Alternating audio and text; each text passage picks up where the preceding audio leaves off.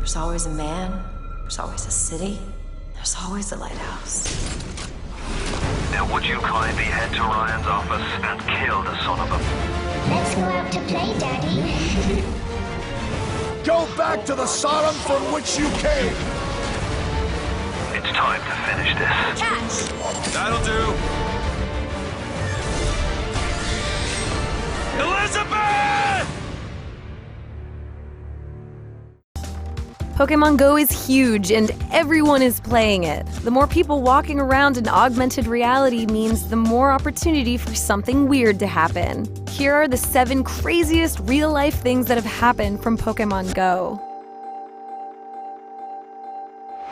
One man, Boone Sheridan, lives in an old church in Massachusetts, which, to his surprise, was turned into a Pokemon gym. Players had been spending the weekend parked outside his place, even blocking his driveway.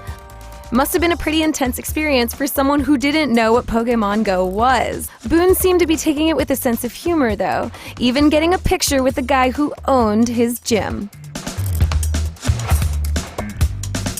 Pokemon Go brings people to all sorts of places, and some are more appropriate than others. The Holocaust Museum, along with many other landmarks, is a Pokestop. That means a bunch of people were walking into the museum to get Pokemon. A player even encountered an unsettling Pokemon coughing in the museum's Helena Rubinstein Auditorium. The image is now deleted, so there's no telling if the Pokemon really was there, but there's no denying people were throwing down lures and watching people flock in to capitalize on the Pokemon. The museum communication director is currently looking into how to get the museum excluded from the game, but as of now, it's still available in the app. Searching for Pokemon can actually put you in danger if you're not paying attention, like putting yourself in the middle of a busy street. But a guy found more than he bargained for when he found himself in a situation where he looked like he was in a drug deal. The 40-year-old Reddit user Sloth of Doom found himself at a park at 3 a.m., as you do, when he was approached by 2, as he states, sketchy guys. Turns out they were playing too, and they had a good chat about the game. But then a cop pulled up, thinking there was something illegal going on. After explaining the situation, everything calmed down. The cop even joined in on the fun, downloading the app himself. It's a good ending to an all too troubling tale, where people are presumed to be getting into no good. Pokemon Go is perfect for people just waiting around. You could probably grab a few if you're patient enough. But this father-to-be found his wife going into labor was the perfect opportunity to catch a Pidgey. The Imgur caption states, "When your wife is about to have a baby and a Pokemon shows up and you have to low-key catch it." That kid wasn't even in the world yet, but he already had Father of the Year.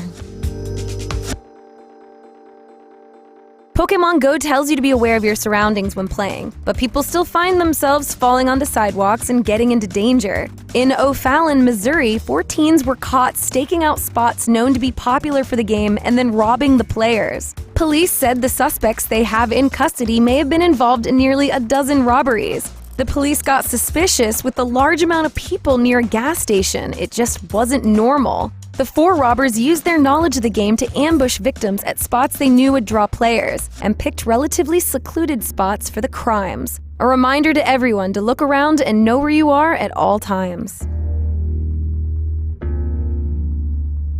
Javier Soch and Seth Ortega were downtown Fullerton hunting Pokemon. Soch's game froze, as they do, and they had to hang out for a bit. And then they saw a man who appeared to be scaring a woman and her 3 sons. They followed the creepy dude and eventually saw him grabbing the kid, so they detained him. And then they learned authorities had a warrant out for his arrest for attempted murder.